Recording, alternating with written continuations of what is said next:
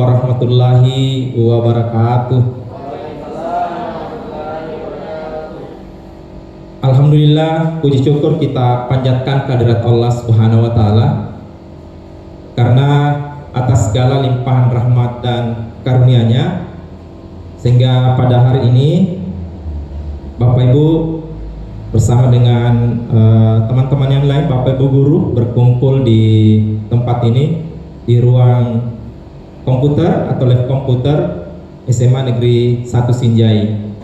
Tidak lupa kita mengirimkan salawat dan taslim kepada junjungan Nabiullah Muhammad SAW yang telah memberikan jalan kebenaran buat kita semua sehingga ada ruang, ada waktu, ada semangat dan ada keinginan untuk belajar.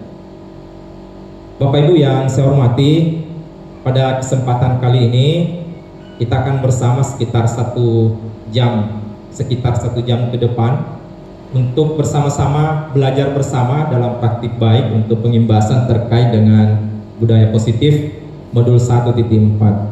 Modul ini sangat bagus sekali, banyak hal positif yang memberikan kita penguatan harusnya seperti apa kita di sekolah dan bagaimana cara penanganan hal atau masalah di murid-murid kita untuk mereka bisa belajar dan senang belajar, kemudian bisa disiplin di sekolah dengan kebiasaan atau habituasi yang digerakkan oleh sekolah kita. Namun Bapak Ibu, sebelum saya membahas terkait dengan budaya positif sebagai rangkaian dari CGP Rekognisi yang saya ikuti, maka terlebih dahulu kita akan mendengarkan pengantar dari Bapak Muhammad Nur SPD GR selaku koordinator penggerak sekolah, dalam hal ini Kombel Sekolah Kombel Bersatu SMA Negeri 1 Sinjai. Untuk itu saya silakan dengan hormat. Bismillahirrahmanirrahim. Assalamualaikum warahmatullahi wabarakatuh.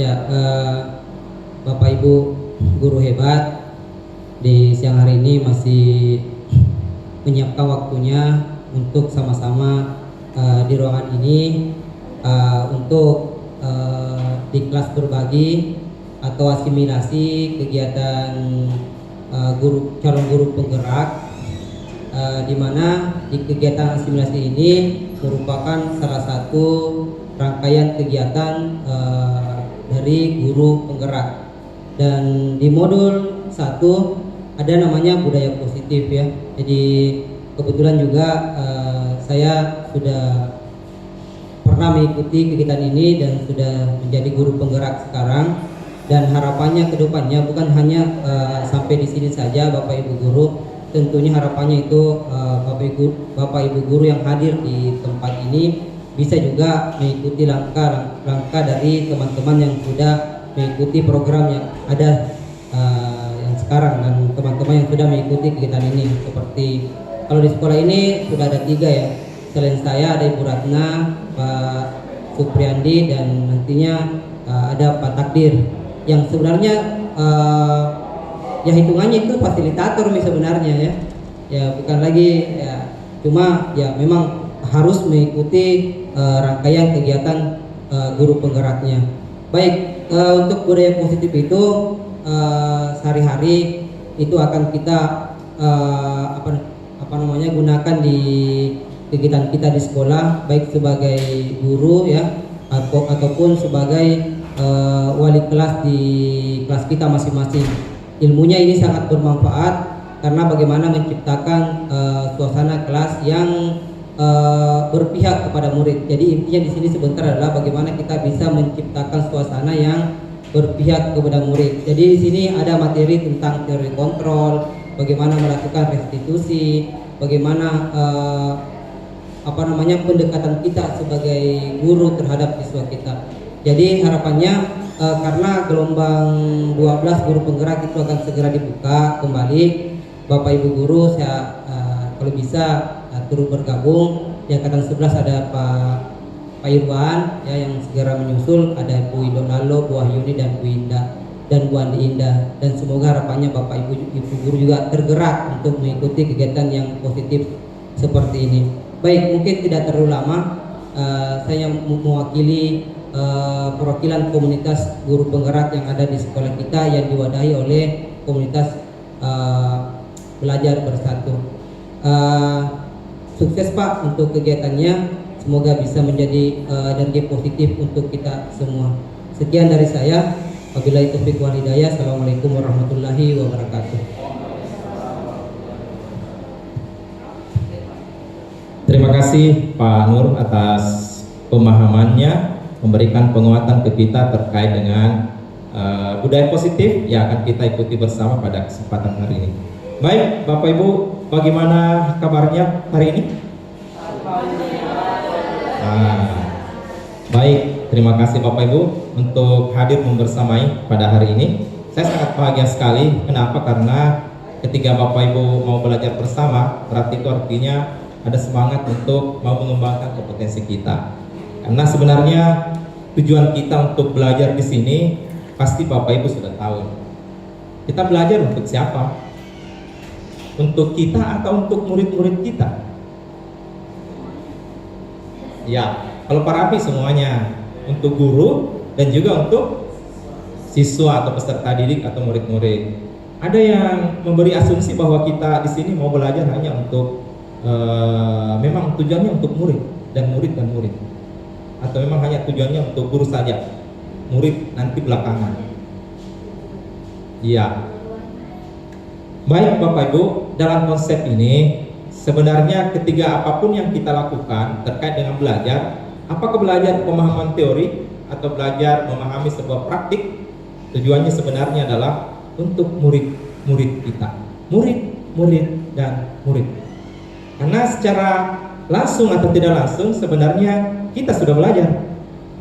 Tetapi ketika kita belajar untuk pengembangan kompetensi kita, berarti jelas ada hal perubahan yang kita inginkan di ruang kelas. Bagaimana mungkin bisa kita membuat siswa kita untuk melakukan kebiasaan atau kebudayaan di kelasnya dari hal-hal yang sering kita lakukan kalau gurunya memang tidak terbiasa dengan ini. Kebiasaan ini atau biasa juga disebut dengan habituasi. Ini sangat penting sekali, pembiasaan. Ya, ini akan kita pelajari Bapak Ibu terkait dengan budaya positif. Jadi tidak perlu terlalu tegang, kita santai. Meskipun saya pahami Bapak Ibu ini punya kesibukan luar biasa, namun pada hari ini menyempatkan untuk hadir bersama dan belajar bersama. Saya bertanya dulu Bapak Ibu terkait dengan budaya positif. Ada yang bisa memberi penjelasan apa itu budaya positif yang sering Ibu lakukan di ruang kelas? Ya, mungkin salah satu contohnya adalah anak-anak dibiasakan untuk mengucapkan salam seperti itu. Ada yang lain? Ya, Pak Junaidi silakan. Ya, salah satu mungkin budaya positif adalah pada awal pembelajaran kita tanyakan kabar ke anak-anak, kemudian kayak membentuk kesepakatan kelas sebelum kita mulai pembelajaran, atau di awal semester kita kesepakatan kelas dibentuk, atau pada saat sebelum pembelajaran dimulai. Itu kayaknya seperti yang saya tahu Pak tentang budaya positif. Makasih Pak. Iya, baik, luar biasa nih Pak Junaidi telah memberikan pemahaman ke kita. Jadi konsepnya adalah kita sama-sama belajar. Apa yang Bapak Ibu lakukan di ruang kelas, praktik baik itu, ketika melakukan kebaikan ke anak-anak, itu adalah sebuah budaya positif. Segala sesuatu yang baik itulah budaya positif Bapak Ibu. Salah satu contoh tadi yang diterapkan. Jadi banyak sebenarnya praktik-praktik budaya positif, dan itu adalah sesuatu yang bernilai dan bermanfaat buat anak kita. Baik Bapak Ibu, sebelum kita lanjut ke sini, ya ke pembelajaran kita, saya dulu mau ice breaking. Ya, ice breakingnya sederhana Bapak Ibu. Ini sering dipraktikkan. Kalau misalnya Bapak Ibu guru bahasa Indonesia, itu adalah makanan ringan kita bersama. Kebetulan saya juga guru bahasa Indonesia. Tetapi kalau Bapak Ibu bukan guru bahasa Indonesia, saya percaya ini pernah sih dilakukan, tapi tidak biasa. Ya, pernah dilakukan tapi tidak sering. Nah, kita melakukan ini jangan sampai dengan belajar bersama di sini itu nanti bisa dipraktikkan di ruang kelas. Kan biasanya di ruang kelas itu pada jam-jam terakhir itu setelah duhur, itu anak kita itu biasanya sudah mulai tidak bersemangat. Betul atau tidak? Nah, itu sudah mulai loyo, letih, lesu. Kenapa? Karena faktor cuaca barangkali yang membuat anak-anak kita tidak bersemangat, apalagi panas.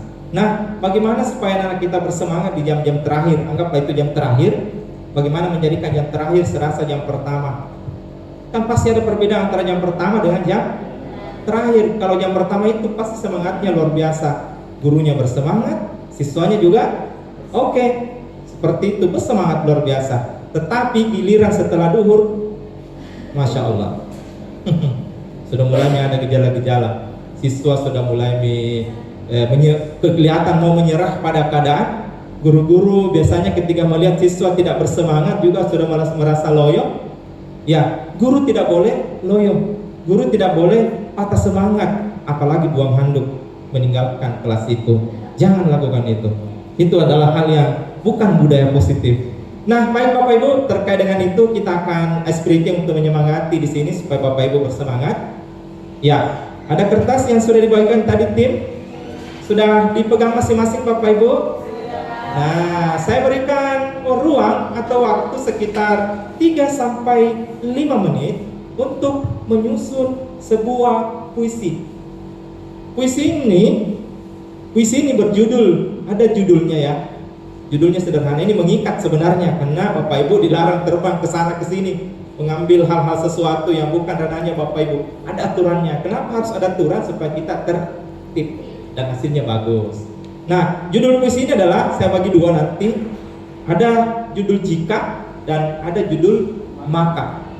Seperti itu. Kalau laki-lakinya di sini adalah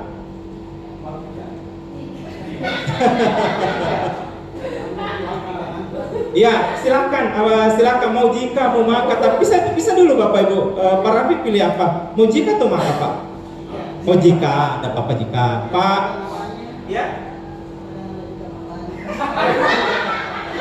Ya, satu saja Pak, satu saja ya. Jangan diambil semua itu. Pokoknya jangan dijawab ini cerita, jangan dijawab. Misalnya contoh, jika aku terbang ke angkasa bersama dengan awan. Itu saja, selesai. Tanpa dibawanya lagi. Jika aku tidak pernah memikirkanmu sedikit pun dan satu apapun dari pikiran hidupku. Selesai. Jangan dijawab maka aku akan pergi. Jangan. Nanti yang jawab itu maka. Begitu ya. Maka juga begitu. Maka aku akan pergi memasak di dapur. Nah, gitu. Maka aku akan meninggalkan dirimu dan pergi ke sungai berenang. Terserah apa yang muncul di kepala Bapak Ibu. Maka kursi itu akan kulempar jauh ke angkasa. Terserah Bapak Ibu.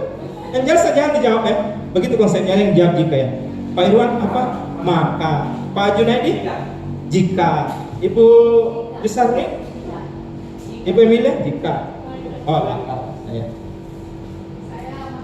Oh, maka ya. Jika. Oh, maka ya. Oke, baik. Saya beri ruang 3 sampai 5 menit. Silakan Bapak Ibu dituliskan apapun yang muncul di kepala Bapak Ibu, dinarasikan. Apapun yang muncul di kepala Bapak Ibu, dinarasikan.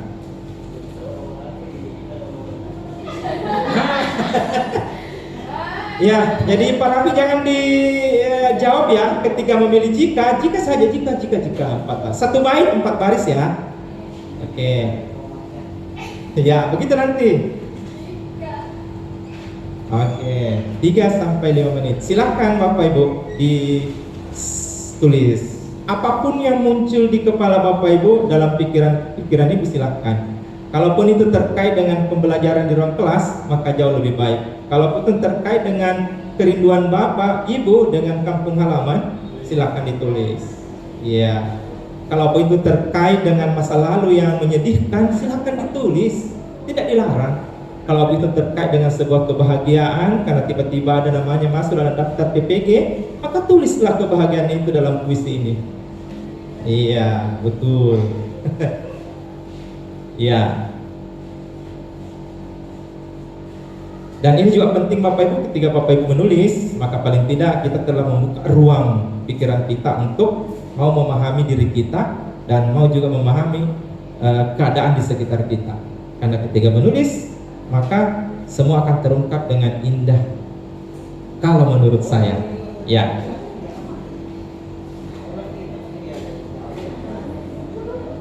Iya.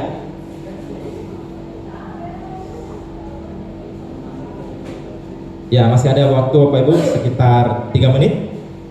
Silakan diselesaikan, dipermantap karena ini penting sekali. Ketika Bapak Ibu guru bisa menulis, maka anak-anak kita pasti akan jauh lebih paham untuk menulis.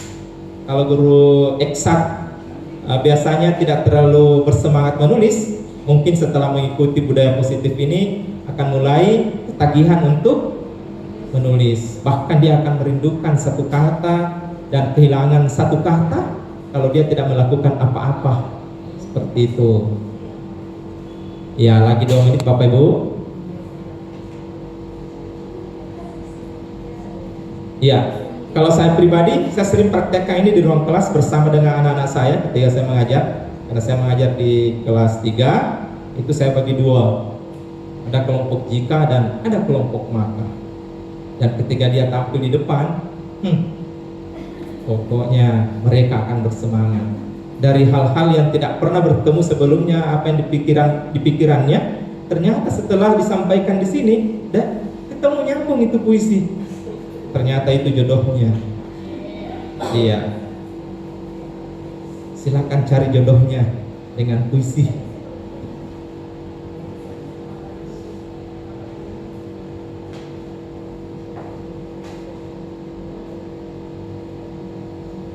Ya, gimana Bapak Ibu? Oke. Pak Irwan sudah oke, sudah siap. Pak Junaidi oke, Ibu Jusarni oke, Ibu Emilia oke, Bu Isna gimana? Sip? Gimana, Bu? Sudah? Oke. Oke, Pak Ketua kelas. Pak Ketua. Sudah oke Pak Rafiq? Ibu Danti sudah, Ibu Herina sudah, Pak Rafiq oke, baik. Oke, terima kasih. Kita akan lanjut ke sesi aksi nyata dari karyanya. Yang kelompok jika siapa tadi ya? Coba angkat tangan. Ya, yang tadi angkat tangan Pak Junaidi. Bisa di situ ya. Terus yang kedua maka dulu maka. Oh maka. Oke. Silahkan dibacakan. Jadi ini ceritanya berbalas pantun ya, berbalas kata. Setelah jika maka dibalas maka. Oke, silakan. Bisa dikasih supaya bisa di. Jika siswaku mulai bosan belajar, maka canda tawamu selalu kurindukan. jika aku jadi kepala sekolah, maka semua rintangan akan kita lewati bersama. jika materi pelajaranku berkaitan dengan lapisan batuan, maka akan kunyanyikan lagu Ayu Ting Ting alamat palsu. jika sertifikasiku sudah cair, maka hidup terasa hampa.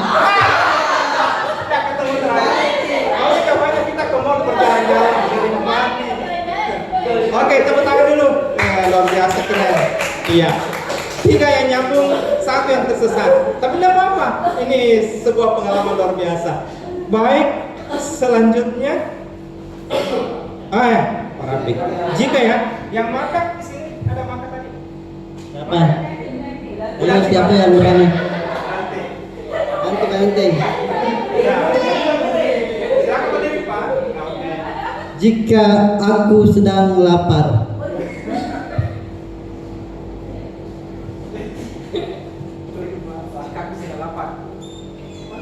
Maka seseorang tidak pernah merasakan apa artinya itu rindu.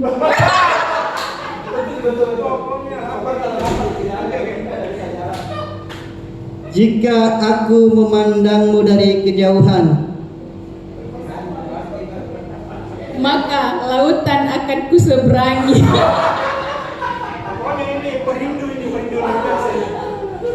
jika apa yang ada di depan membuatmu takut, Maka bolehkah hatiku kutetapkan padamu?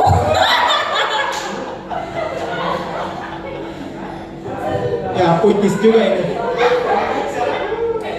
Satu lagi. jika dirimu adalah pusat kekuatan dan kelemahanku, maka tidak ada kata rindu yang terpendam. Iya, tepuk tangan. Iya, ternyata satu guru matematika dan satu guru biologi ternyata sastrawan banget, ya luar biasa. Terakhir, Pak Iwan apa ya? Maka di sini jika, oke. Bisa dikit supaya bisa perhatian dekat-dekat. Oke. Jika harus kuarungi samudra, maka hasil akan menjadi akhir dari sebuah proses yang maksimal. jika rindu layaknya gelap dan terang yang bertemu di kala senja, maka tetaplah menjadi purnama yang selalu bersinar untuk menerangi sang malam. jika bertemu untuk berpisah, maka Tuhan tahu hatimu sedang merintih sakit, dan juga Tuhan tahu kamu kuat menjalaninya karena kamu hebat dan penuh rasa sabar di hatimu. Kuat filosofinya ini. jika melupakanmu itulah yang membuatku nyaman, Maka belajar bersabar, lalu ikhlaskanlah, kemudian kita akan mengerti arti bersyukur. Tepuk tangan, tepuk tangan. Luar biasa, ini yang terakhir ini sangat nyambung sekali. Kita selesaikan nanti di warung kopi kalau begini. Kuat sekali. Kalau kita membuat sebuah karya dan begini dan ketemu, bisa dibukukan nanti ini. Ingat, ini baru satu bait dan Pak Baris, ada satu puisi hanya 1-2 baris saja. Dan itu sangat melegenda. Puisinya Situr Situmorang, bulan di atas kuburan, malam lebaran, bulan di atas kuburan. Itu saja, selesai. Ternyata maknanya luar biasa. Ya, sama dengan karyanya Bapak Ibu yang barusan tadi, ini akan menyemangati kita. Silahkan diaplikasikan di ruang-ruang kelas bersama dengan anak-anak kita. Biarkan mereka melakukan apapun, biarkan mereka berkarya dengan apapun, insya Allah anak-anak kita akan senang dan bahagia. Seperti itu ya. Full memorinya Pak, masih ada juga. Ini full. Ya, baik Bapak Ibu, kita lanjut. Ya, dengan yang dijelaskan tadi Bapak Ibu dengan penjelasan puisi, maka kita masuk dulu di sini. Kita dulu selesai di sastra dan esbrikinnya. Tadi kita akan masuk dulu di sini. Mudah-mudahan bisa menjadi kebiasaan kita. Ya, saya Takdir Kahar. Saat ini berada pada posisi program guru penggerak ini sebagai CGP, calon guru penggerak rekognisi. Jadi kalau teman-teman yang lain itu dia adalah CGP, tetapi dia adalah CGP reguler. Kalau saya adalah calon guru penggerak rekognisi namanya. Jadi istilahnya dalam hal ini adalah penyesuaian untuk mendapatkan juga nanti kekuatan yang sama dengan guru penggerak sertifikat. Dan mudah-mudahan berkat pengimbasan ini itu bisa berdampak buat kita semua dan Bapak Ibu bisa juga ada di program ini. Ya, saat ini kami bertugas sebagai fasilitator di Nusa Tenggara Barat di 2 kabupaten, yaitu Kabupaten Bima dan Kabupaten Lombok Timur. Dan besok kami akan ketemu dalam kegiatan ruang kolaborasi modul ini juga seperti itu. Baik Bapak Ibu, kita lanjut. Kita akan memahami dulu substansi dari budaya positif dengan melihat tujuan. Kita lihat di sini bersama bahwa tujuan dari materi ini adalah menuntun segala kodrat yang ada pada anak agar mereka mencapai keselamatan dan kebahagiaan yang setinggi-tingginya, baik sebagai manusia maupun sebagai anggota masyarakat. Berarti dalam konteks ini bahwa anak itu dengan segala kodrat yang dimiliki ya harus menemukan titik kebahagiaan ya, baik sebagai individunya manusia maupun posisinya sebagai anggota masyarakat. Nah, ini penting sekali. Ini adalah sebuah filosofi dari Ki Hajar Dewantara. Anak dengan kodratnya di ruang kelas itu berbeda-beda Bapak Ibu. Ketika penerapan budaya disiplin positif ini diterapkan, Bapak Ibu harus paham hakikat anak-anak kita. Jangan disamakan semua. Mungkin ada yang butuh sebuah kelembutan, mungkin ada juga yang butuh sebuah sedikit ketegangan-ketegangan yang dramatis baru dia bisa paham, tapi tetap memanusiakan hubungan. Seperti itu Bapak Ibu. Baik, kita lanjut. Nah, ini kita lihat filosofi pendidikan Ki Hajar Dewantara. Ya, harus dipahami bahwa konsep pendidikan yang diusung oleh Ki Hajar Dewantara yang pertama adalah semua anak terlahir dengan bakatnya masing-masing. Ya, di rumah saja anak-anak kita, kalau Bapak Ibu sudah punya anak yang satu, anak yang pertama dan yang kedua, pasti punya perbedaan. Tidak semua sama. Ada yang suka bermain, ada yang suka duduk saja, ada yang bercerita sendiri, tapi ada yang satunya bertanya terus. Dan itulah yang disebut dengan semua anak terlahir dengan bakatnya masing-masing. Tidak boleh disamakan. Tugas kita adalah menuntun mereka. Ya, baik. Yang kedua, tugas guru menuntun bakat tersebut agar anak tumbuh dengan selamat dan bahagia. Ya. Jadi kita ini memang sebagai seorang guru memiliki posisi yang sangat luar biasa, sangat mulia, sangat agung, sangat tulus, dan penuh dengan cita-cita yang sangat agung sekali. Tugas guru menuntun bakat tersebut. Jadi ketika anak-anak punya bakat, tugas kita adalah menuntun mereka, jangan dihalangi. Ya, ditunjukkan jalan yang baik, yang benar. Kemudian guru ibarat petani, anak ibarat biji jagung. Kalau misalnya Bapak Ibu bergabung dalam komunitas guru bertani atau berkebun, kebetulan saya juga masuk dalam komunitas guru berkebun.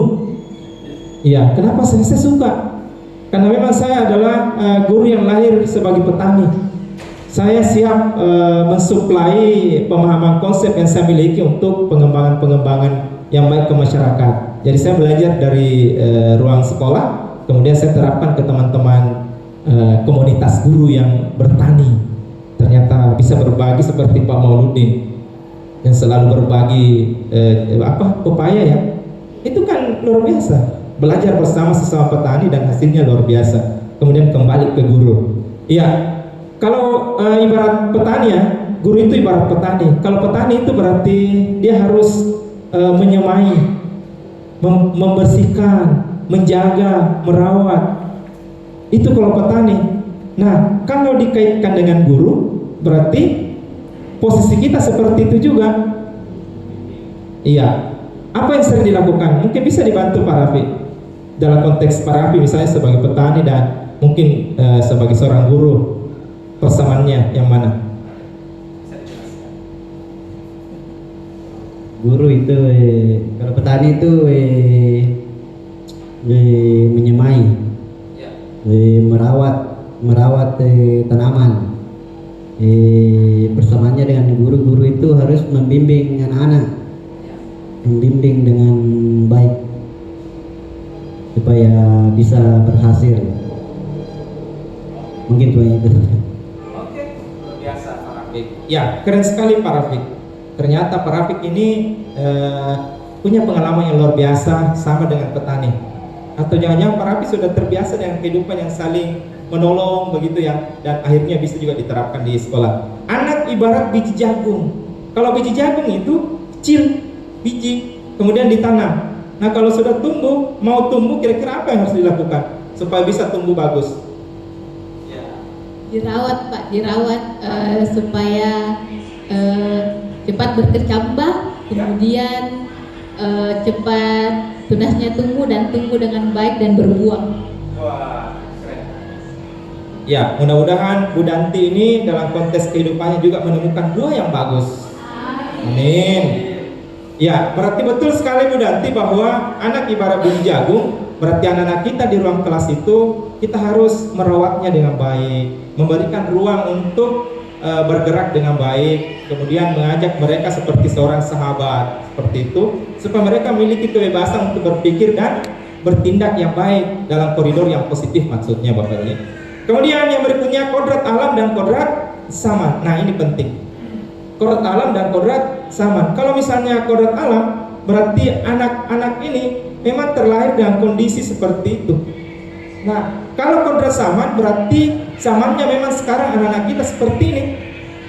Makanya ketika ada seorang guru yang menolak kondisi kodrat zaman ini di anak-anak kita, maka yakin saja setengah mati untuk menangani. Karena kondisi masa lalu kita sebagai seorang guru yang terlahir lebih duluan ketimbang anak-anak kita, itu yang selalu kita mau terapkan. Dulu seperti itu, dulu saya seperti ini, tapi anak-anak mengatakan tidak, sekarang saya begini. Makanya kita harus namanya mengkondisionalkan situasi anak, pikiran kita ke situasi anak. Jangan dipaksakan. Kalau anak-anak kita belajar teknologi, suka teknologi games, maka masuki mereka dengan belajar game. Ada Kahoot, ada Quiztis, ada yang Wonderwall.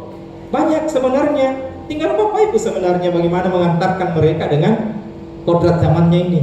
Pasti mau belajar. Kemarin saja saya di SMA Negeri 10 Tondra, 1 bulan sebelumnya di Madrasah Mandua Sinjai, dan sebelumnya di SMA 12, itu saya memberikan game pada jam-jam setelah duhur dan mereka suka. Bapak Ibu guru juga suka ternyata. Semua bahagia, berteriak senang dengan aplikasi Kahoot. Memang soal saya kemas dengan menarik sehingga akhirnya semua mereka bahagia dan senang belajar. Dari ngantuk awalnya, setelah belajar ini kuis, mereka bahagia, senang, dan matanya sudah terbuka lebar, siap belajar bersama. Seperti itu. Berarti masuklah di dunia anak dengan kondisinya sekarang, kodrat alam dan kodrat zamannya. Berpihak pada anak. Nah, ini dia. Berpihak pada anak, artinya berpihak memahami anak kita. Sama kalau kita mau mengajar di kelas, kita harus memahami kebutuhan belajar anak. Jadi kita harus tahu. Nah, caranya adalah melakukan asesmen awal pembelajaran dan seterusnya. Kita lanjut Bapak Ibu. Ya, apakah makna budaya positif? Apakah makna budaya positif? Berarti ada kebiasaan-kebiasaan yang kita lakukan dan kita diminta untuk memahami semantiknya itu. Apa maknanya budaya positif? Ketika Bapak Ibu sudah melakukan praktik baik di kelas, ketika Bapak Ibu sudah membimbing anak itu dengan baik, kira-kira apa maknanya? Menurut Bapak Ibu? Iya, Bu Emilia. Apa maknanya setelah dibimbing? Apakah ada perubahan atau tidak atau bagaimana? Bismillah. Assalamualaikum warahmatullahi wabarakatuh.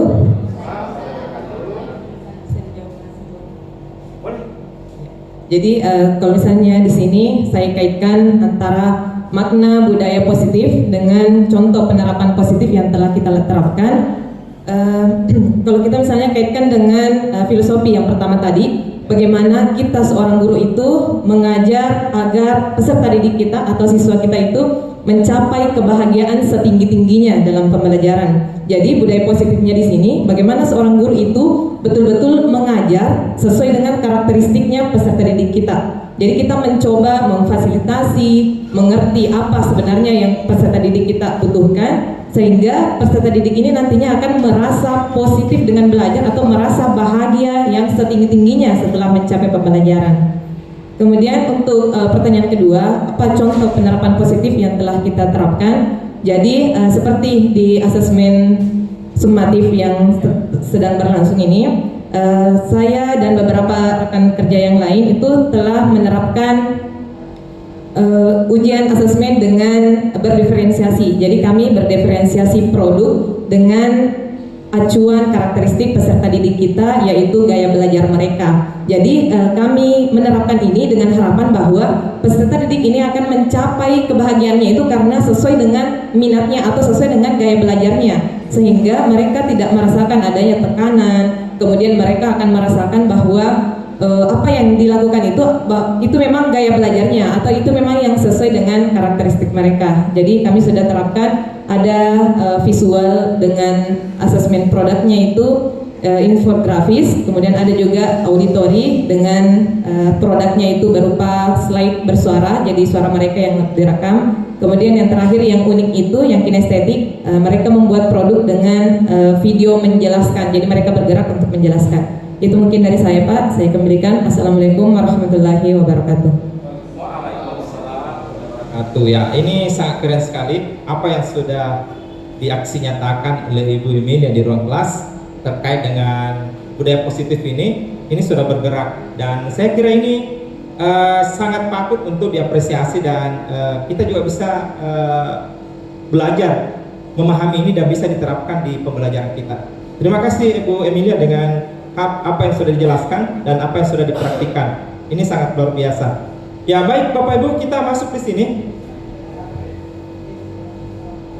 Iya, Bapak Ibu, dalam konteks ini budaya positif di sekolah, jadi kita harus melihat kembali sesuai dengan maknanya tadi bahwa nilai-nilai dan kebiasaan-kebiasaan di sekolah yang berpihak pada peserta didik agar mereka dapat berkembang menjadi pribadi yang kritis, penuh hormat, dan bertanggung jawab. Jadi ada 3 kata kunci di sini terkait dengan pribadi atau karakter murid yang kita ingin wujudkan. Yang pertama adalah kritis. Kritis bukan berarti sesuatu hal yang musuh bagi kita. Ketika anak kita kritis, selalu bertanya, selalu meminta penguatan, selalu memberikan juga masukan, bahkan kritika untuk perbaikan pembelajaran kita, jangan dianggap itu adalah sesuatu musuh yang mengganggu saya. Justru itu adalah sesuatu hal yang harus kita ucapkan terima kasih kepada anak kita. Itu adalah bentuk perubahan yang mereka inginkan ke kita, karena yang bisa menilai kita adalah murid-murid kita. Kalau murid-murid kita tidak pernah memberikan asesmen, bagaimana mungkin kita bisa memberikan yang terbaik buat mereka? Jadi jangan merasa kita jatuh.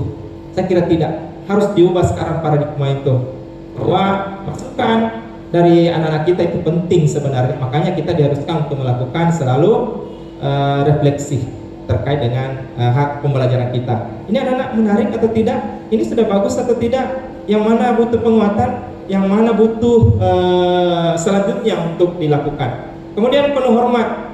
Ya, memang konteks budaya positif ini adalah kita harus selalu lari pada konsep saling menghargai, saling menghormati. Jadi begitu siswa kita menghormati gurunya, itu luar biasa. Begitu mau keluar dari ruangan, kemudian dia ingin misalnya buang air kecil dan dia mengatakan, izin Bapak Ibu, mohon maaf saya mau keluar, luar biasa. Tapi ada juga anak kita yang tidak minta izin, langsung keluar saja. Tapi saya kira yang perlu diperkuat di situ adalah kebiasaan-kebiasaan positif seperti membuat kesepakatan kelas, dan ada juga namanya keyakinan kelas. Jadi ada 2. Kesepakatan kelas itu biasa juga disebut dengan peraturan, dan yang satunya ini adalah keyakinan kelas. Jadi 2 ini ada hal yang memang sama tapi ada perbedaan. Sebentar kita paparkan ini. Ya, kemudian bertanggung jawab. Jadi hal yang paling diinginkan adalah ketika anak kita memiliki rasa tanggung jawab. Ketika dia merasa bersalah, maka dia akan mengatakan, saya Bu yang salah. Ketika dia mengatakan, Bu ini yang benar, mungkin Ibu perlu meluruskan sedikit. Nah, tidak apa-apa kita mengubah haluan, melihat apakah memang saya yang benar atau memang bagaimana. Nah, itu dan seterusnya Bapak Ibu. Ya, baik. Bunyi itu terkait dengan budaya positif ya Bapak Ibu, nilai-nilai kebajikan yang sering kita lakukan. Kita lanjut. Ya, apa yang harus kita lakukan? Kita harus memahami tentang perubahan paradigma. Nah, ini perubahan paradigma ini penting sekali, apalagi terkait dengan persoalan mindset kita. Kalau misalnya kita ini seorang guru yang selama ini selalu cepat menyerah, begitu memang, biar tonji, urusannya, itu kan harus juga paradigma itu ke paradigma positif. Itu bukan mencirikan sebagai seorang guru yang mau membangun anak-anak kita untuk lebih baik. Ya, jadi perubahan paradigma adalah untuk membangun budaya yang positif. Jadi selalu kita dituntun untuk konsep kata budaya positif. Kemudian sekolah perlu menyediakan lingkungan yang positif. Nah, ini hak sekolah. Kemudian aman dan nyaman agar murid-murid mampu berpikir, bertindak, dan mencipta dengan merdeka, mandiri, dan bertanggung jawab. Ini praktik ini sudah kita terapkan bersama-sama setiap hari, hampir setiap pagi dengan budaya 3S itu. Ya, kita ingin menyediakan lingkungan yang positif. Salah satunya adalah dari kita untuk memberikan contoh kepada murid-murid kita. Kita sambut di depan, bukan berarti mau memperlihatkan bahwa saya bagaimana, tidak. Tapi paling tidak adalah menyambut semangat anak-anak kita bahwa ternyata guruku sudah duluan, itu contoh. Ya, jangan lagi terjadi nanti anak-anak kita yang duluan menyambut kita di depan, baru kita terlambat. Ya, saya kira tidak. Tapi yang paling penting adalah kalau di depan itu, di gerbang itu tugas kita dan seterusnya. Nah, kalau di ruang kelas diusahakan jangan menjadi kebiasaan anak-anak kita yang kelamaan menunggu. Itu juga mindset yang harus diubah. Dan kecuali kalau situasi darurat, supaya bisa berkoordinasi dengan kurikulum, bisa berkoordinasi dengan guru piket, dan bisa berkoordinasi dengan guru BK dan atau guru yang serumpun, supaya jam yang memang agak susah ditangani itu karena ada kesibukan lain bisa ditangani bersama oleh teman-teman atau tim yang lain. Ini penting, namanya membangun komunikasi atau membangun percakapan. Baik, kemudian ya sekolah juga menyediakan lingkungan yang aman. Kenapa kita selalu melakukan penertiban di anak-anak kita? Misalnya mulai dari pakaiannya yang kadang tidak masuk, harus masuk supaya yang lain itu mengikuti, itu kan kebiasaan positif. Pernah kemarin saya ditanya oleh seorang siswa, apa hubungannya rambut dengan apa ya? Apa hubungannya rambut dengan cita-cita yang di sekolah, mimpi apa itu dan seterusnya? Adakah hubungannya dengan belajar dengan rambut? Adakah korelasinya? Saya bilang secara hakiki tidak sih, karena memang perempuan rambutnya panjang ya, nanti sudah sukses. Anda juga bisa panjang sih, tidak dilarang. Sebenarnya ada kata sebenarnya, tidak dilarang rambut panjang. Tetapi ingat, ini laki-laki yang bertanya. Ingat anak-anakku semua, bahwa ketika Anda di rumah, apakah seenaknya saja langsung ke dapur makan, kemudian meninggalkan itu dalam keadaan terbuka itu meja makan, kemudian datanglah kucing bersemangat menikmatinya? Pasti mak kita akan merasa luar biasa marahnya. Nah, itu namanya Anda tidak memiliki aturan, sesuka-sukanya, akhirnya makanan itu habis. Ketika Anda tertib makan, selesai makan tutup kembali, itu kan pembiasaan. Itu aturan yang tidak tertulis, tetapi aturan yang ada di dalam hati. Itu disebut dengan keyakinan, semangat, dan seterusnya. Jadi itulah, dan anak-anak kemudian tersadar bahwa anak-anakku di sini adalah memang bukan dididik untuk menjadi militer dengan dicukur. Tapi Anda selalu berpikir bahwa ketika disuruh cukur sesuai dengan aturan, Anda mengatakan bahwa saya ini dididik militer oleh sekolah. Harusnya mendidik saya adalah nanti ketika saya menjadi polisi atau tentara. Oh, tidak. No, tidak begitu anak-anakku semua. Bahwa Anda di sini adalah ruang untuk belajar, mempraktikkan hal-hal positif. Kalau memang mau jadi polisi, praktikkan memang di sini. Jangan saat nanti. Kan begitu ya, Bapak Ibu. Harus sekarang. Jadi kalau mau jadi polisi, terbiasalah masuk di eskul paskibra, latihan. Kan tujuannya, ada arah dan tujuannya. Dan akhirnya kemudian dia sadar bahwa memang kita harus memahami aturan di sekolah ini untuk menjadi lebih baik.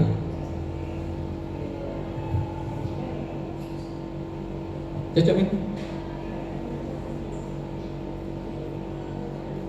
Ya. Kemudian yang berikutnya, perubahan paradigma yang harus menjadi perhatian kita adalah lazimnya disiplin dikaitkan dengan kontrol, dalam hal ini kontrol guru dalam menghadapi murid. Berarti lagi sekian menit nih. Kemudian berikutnya perhatikan Bapak Ibu, kenapa tadi ada perubahan paradigma? Karena ada teori kontrol yang harus dipahami, ada ilusi kontrol. Kita lihat bersama. Nah, ini adalah pendapat dari seorang tokoh, namanya adalah William Glasser, dalam kontrol teorinya untuk meluruskan miskonsepsi tentang ini kontrol ini. Ilusi guru mengontrol murid. Ya, ilusi guru mengontrol murid artinya adalah ada sebuah khayalan, ilusi. Kemudian ilusi bahwa semua penguatan positif, efektif dan bermanfaat. Ya, kemudian ilusi bahwa kritik dan membuat rasa bersalah mampu menguatkan karakter. Ya, ini. Kemudian ilusi bahwa orang dewasa berhak untuk memaksa. Betulkah itu? Nah, kita lanjut. Nah, ini ada perubahan paradigma yang harus Bapak Ibu lihat.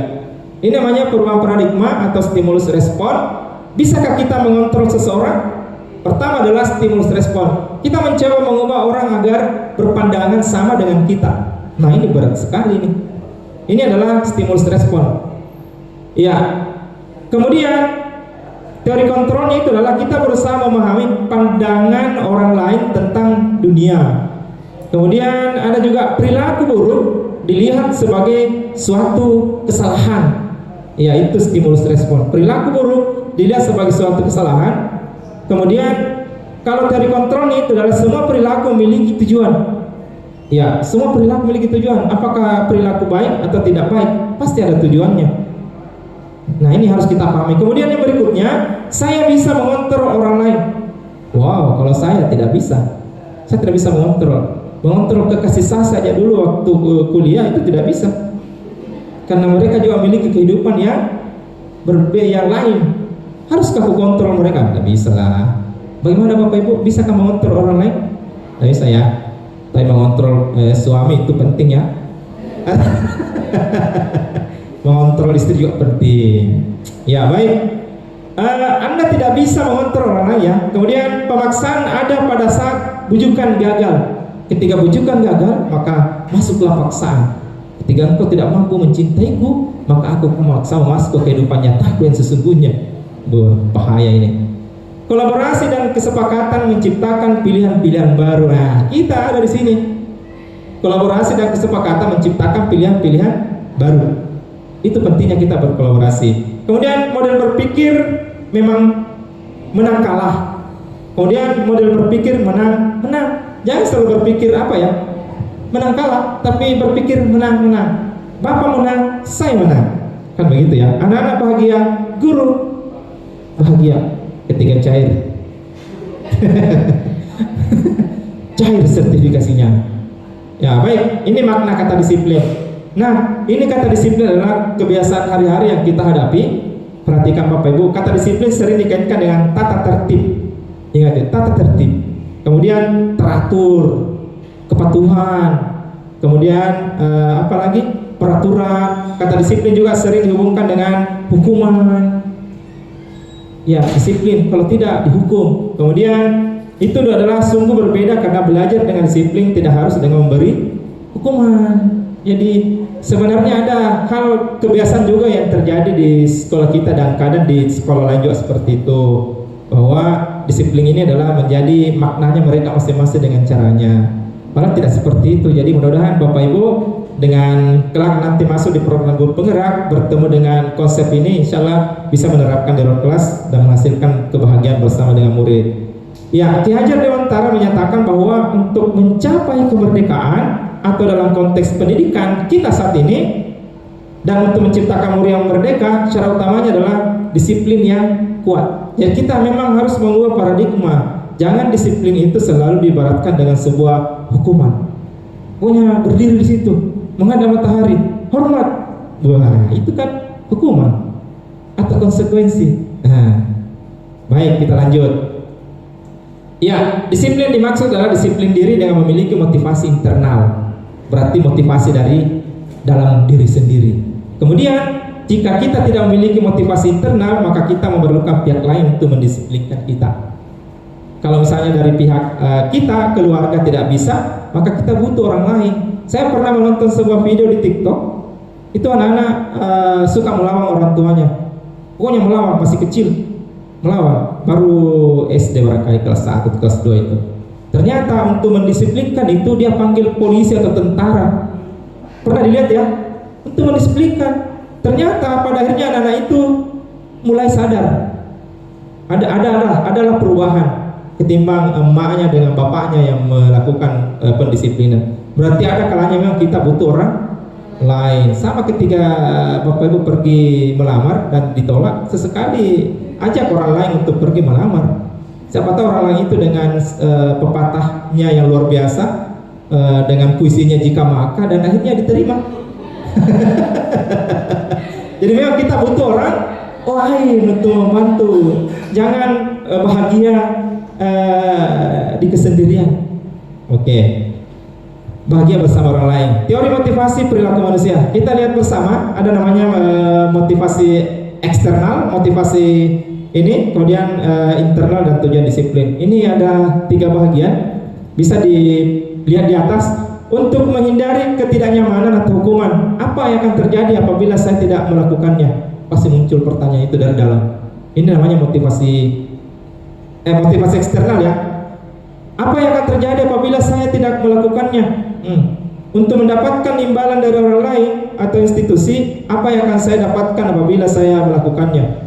Untuk menghargai diri sendiri menjadi insan sesuai harapan kita, saya akan menjadi orang yang seperti apa bila saya melakukannya. Itu adalah motivasi internal, tujuan disiplin positif.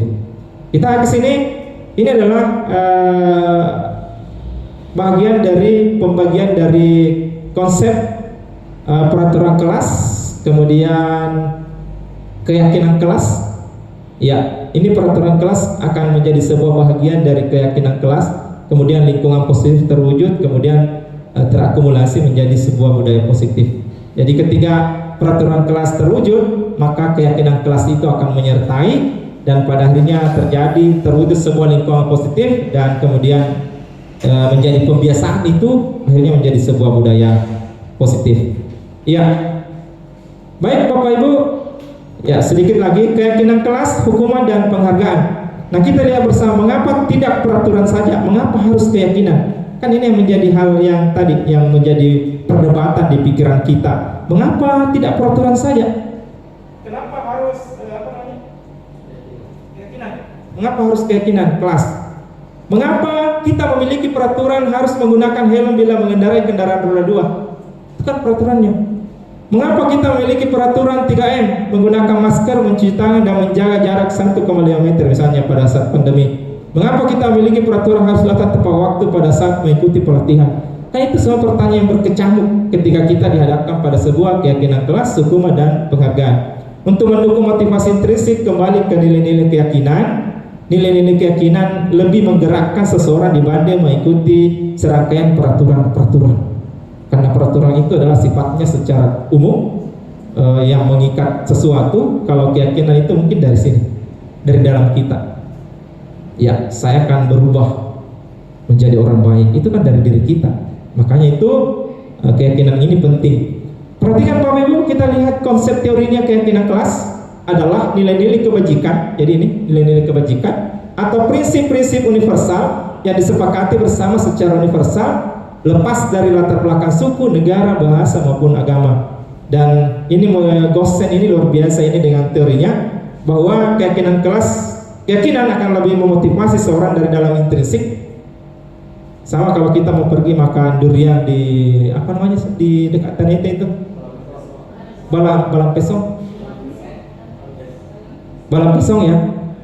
Memang jauh, tetapi engkau terus semangat boleh dari dalam diri mau ke sana. Pokoknya hujan dan badai akan kulewati demi untuk durian. Iya. Itu kan keyakinan dalam ini. Berarti itu yakin bisa menembus. Itu ini keyakinan penting sekali. Seseorang akan lebih bersemangat untuk menjalankan keyakinan daripada hanya sekedar mengikuti serangkaian peraturan. Itu berarti saudara pemahamannya. Nah, kita lanjut. Pembentukan keyakinan kelas. Keyakinan kelas bersifat abstrak. Abstrak itu berarti tak terlihat ya, Pak Iwan ya. Abstrak daripada peraturan yang lebih rinci dan konkret. Keyakinan kelas berupa pernyataan umum atau universal. Keyakinan kelas hendaknya tidak terlalu banyak sehingga mudah diingat dan dipahami. Kemudian pernyataan keyakinan kelas senantiasa dibuat dalam bentuk positif. Jadi selalu ada nuansa positif yang membangun. Ya. Dan seterusnya, kemudian ini contoh penerapan peraturan dan keyakinan kelas atau nilai kebajikan. Kalau misalnya selalu kembalikan buku ke tempatnya, ya kalau keyakinan kelasnya adalah memang sudah tanggung jawab, jangan dibiarkan berserakan. Itu dilarang mengganggu orang lain, itu peraturannya kan biasa begitu, dilarang bersuara. Ya, kalau keyakinan yang menghormati orang lain dari diri sendiri. Kalau misalnya dilarang mengganggu, ya jangan dirimu mengganggu orang lain, kan itu maksudnya berarti yakin ya, keyakinan diri. Hadir di sekolah 15 menit sebelum pembelajaran dimulai, berarti menghormati orang lain, komitmen pada tujuan. Kemudian dilarang melakukan kekerasan, berarti keselamatan, menghormati orang lain. Pokoknya selalu ke diri kita. Kalau saya melakukan kekerasan, pasti kan buruk. Tetapi coba jaga saja marwah diri kita, dan kita bisa menjaga itu dan orang lain juga selamat. Kemudian dilarang menggunakan narkoba, berarti kita selalu lari kepada faktor kesehatan. Kalau saya melakukan ini berarti kesehatan saya terganggu. Ya, gunakan masker.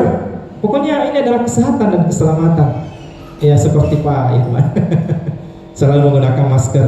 Jangan berlari di kelas atau koridor, berarti adalah keamanan dan keselamatan. Ya, itu peraturan dan keyakinan. Ini berat-berat ringan saya lihat ini. Tapi butuh filosofi yang kuat untuk penerapannya. Ya, kemudian dihukum oleh penghargaan. Ini pengaruh jangka pendek dan jangka panjang. Penghargaan penghukum, penghargaan mengurangi ketepatan. Ini yang terjadi kalau segala sesuatunya itu selalu dikasih reward.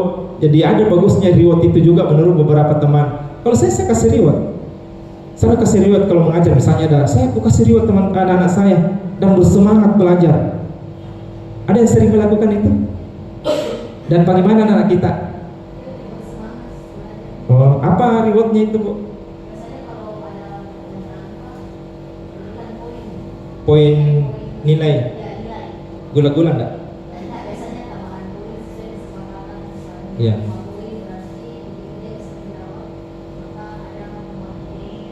Oh, ada tambahan poin. Begitu menjawab maka dikasih poin nilai. Oke. Yang lain ada yang sering memberikan apa misalnya, pokoknya sebentar kita pergi berangkat memanjat pohon mangga. Terkait masalah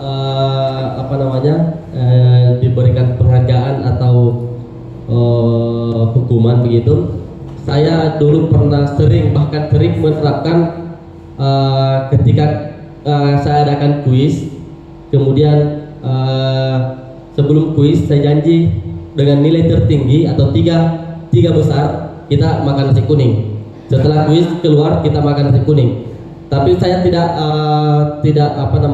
apakah ini sudah tepat atau salah terkait dengan motivasinya anak-anak nantinya. Tapi itu pernah saya lakukan, bahkan sering saya lakukan. Di pikiran saya, ketika saya janji seperti itu, anak-anak akan termotivasi untuk belajarnya. Karena pasti dia bilang, oh ada Pak Junedi, ada kuis minggu depan kita makan nasi kuning. Apakah motivasinya untuk belajar atau untuk makan nasi kuning itu kembalikan ke mereka. Itu Pak dari saya. Cukup sekian. Assalamualaikum. Ya. Baik, terima kasih. Saya balik bertanya dulu. Ini semakin menarik ini diskusi ini. Ketika dikasih poin dan ketika dikasih nasi kuning, saya contoh ya. Oke, bersemangat. Tapi ketika tidak dikasih lagi poin dan tidak dikasih lagi nasi kuning, apakah perlakuan atau keadaan siswa kita tetap sama atau berbeda?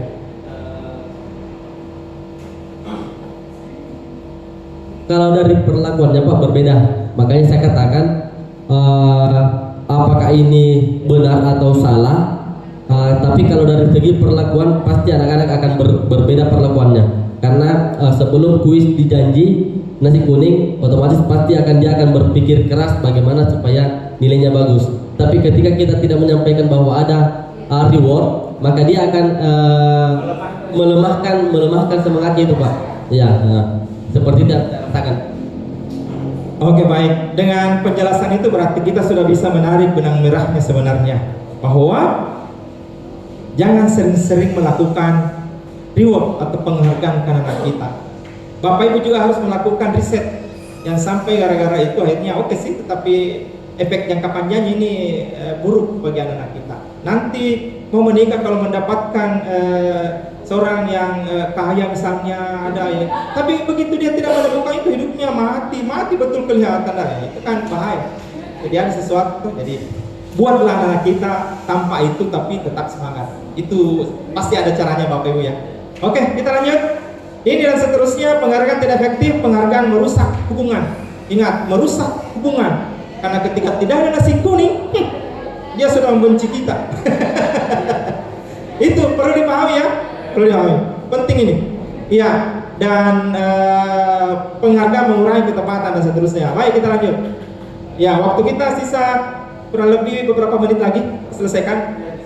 Ya, ini nanti dikerja di rumah saja ini.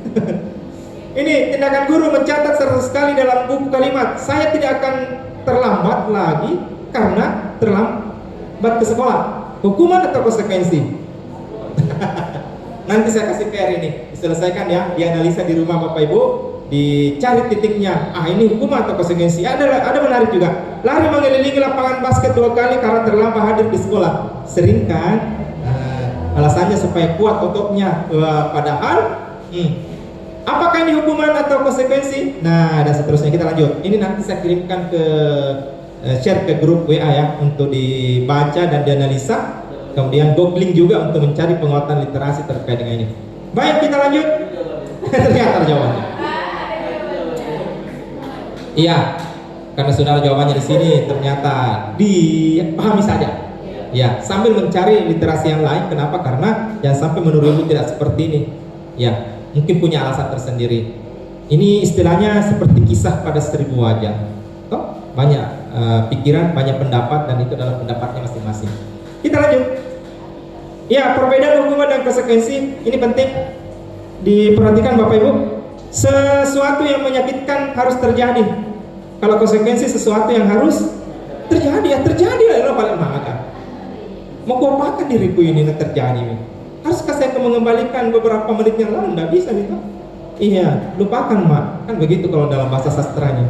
Membuat anak sakit fisik maupun hati untuk jangka waktu lama itu hukuman. Membuat anak merasa tidak nyaman dalam jangka waktu pendek itu konsekuensi. Berarti janganlah anak itu berpikir pokoknya balas dendam kan nanti, gitu ya. Buat selesaikan cepat itu masalah supaya anak tidak berlarut-larut dalam penderitaan pikiran. Kemudian anak membenci kedisiplinan. Justru kalau di konsekuensi anak menghargai disiplin.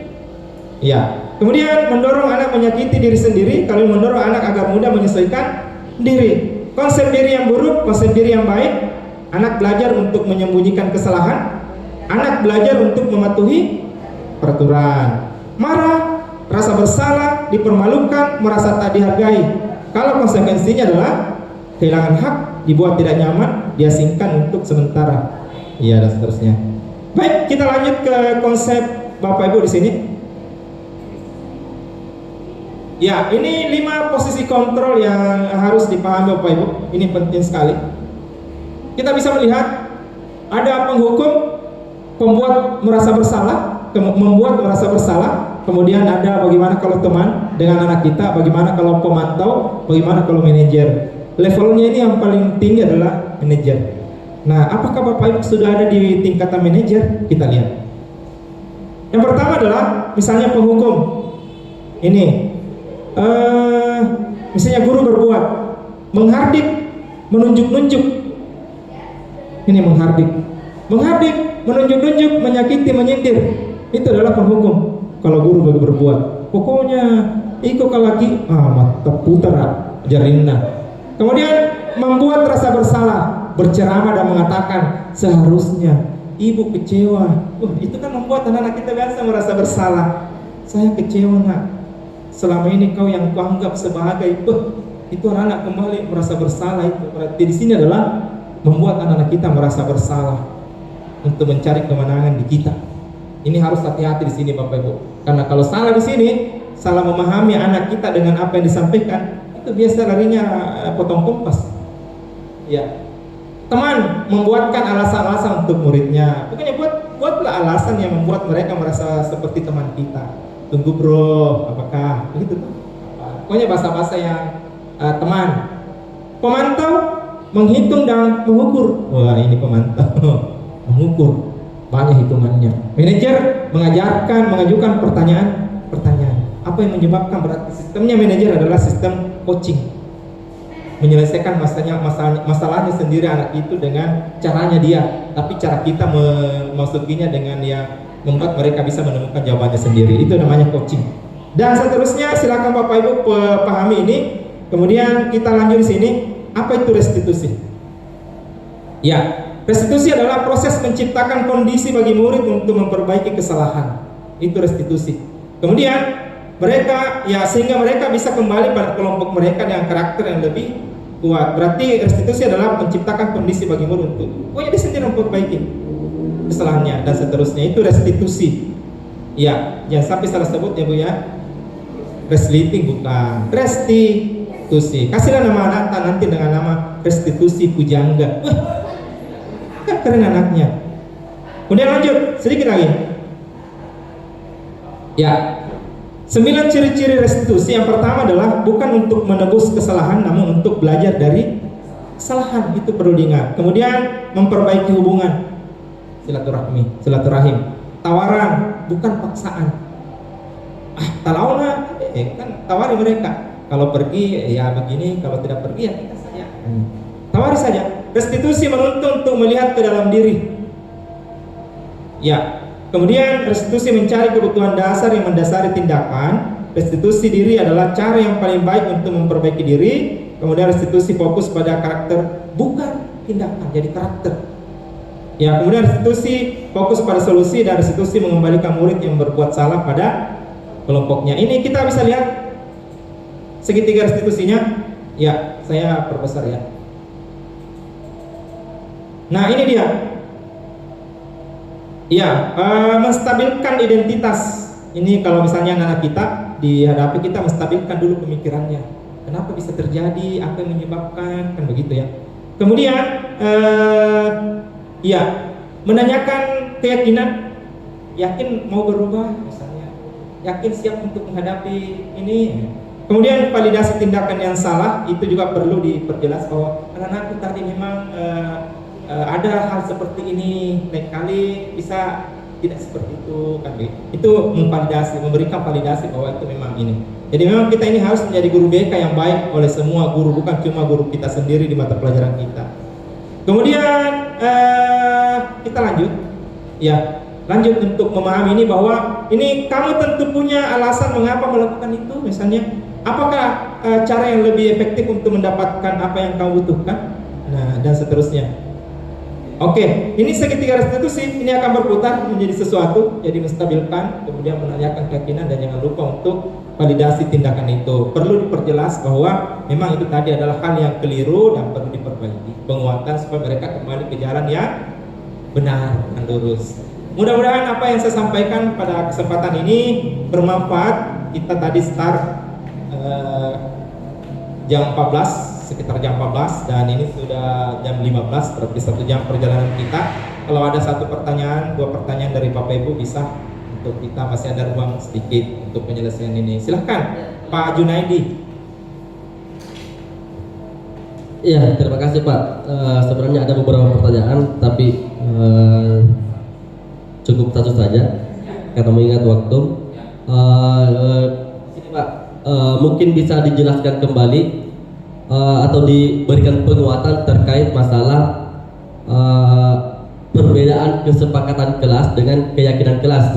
Mungkin tadi saya tidak terlalu perhatikan yang mana kesepakatan kelas atau seperti apa itu kesepakatan kelas, dan yang seperti apa keyakinan kelas. Itu Pak, terima kasih. Assalamualaikum warahmatullahi wabarakatuh. Iya, baik, pertanyaan yang sangat bagus sekali, dan ini adalah menjadi hal yang memang harus kita pahami di kita sebagai seorang guru. Jadi antara keyakinan kelas dan peraturan kelas itu harus kita lihat dua sisi yang berbeda. Kalau secara hakikat artinya berjalan begitu saja, itu kita menganggapnya adalah sesuatu yang sama, padahal ini adalah sesuatu yang ada perbedaan. Seperti itu. Kita lihat di sini di keyakinan kelas, kalau kita ingin memahami bahwa ini adalah sebuah nilai-nilai kebajikan. Artinya nilai-nilai kebajikan adalah nilai-nilai atau sesuatu yang memang dimiliki oleh seseorang yang ada pada dirinya. Itu nilai keyakinan. Saya bisa perlihatkan di sini, mudah-mudahan ada ya. Tunggu. Ya. Ini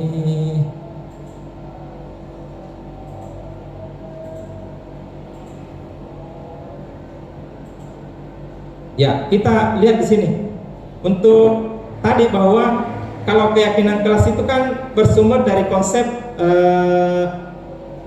secara universal ya, yang bisa dipahami. Tapi kalau peraturan itu kan bersifat secara runtut dan jelas dan memang wajib untuk diikuti. Berarti bisa disimpulkan bahwa konsep keyakinan kelas itu adalah sebuah nilai-nilai yang dimiliki dari seseorang untuk bisa merubah keadaan. Misalnya saya tidak boleh berteriak, di rumah sakit. Itu keyakinan itu. Kalau saya berteriak kan ini, ya peraturannya adalah bahwa yang berteriak itu akan didenda. Ya, ada sesuatu kekuatan yang lain. Pokoknya keyakinan itu adalah sebuah bentuk motivasi dari seseorang untuk dirinya dan untuk bisa dipahami dan bisa dinikmati orang lain dengan baik. Itu keyakinan ya.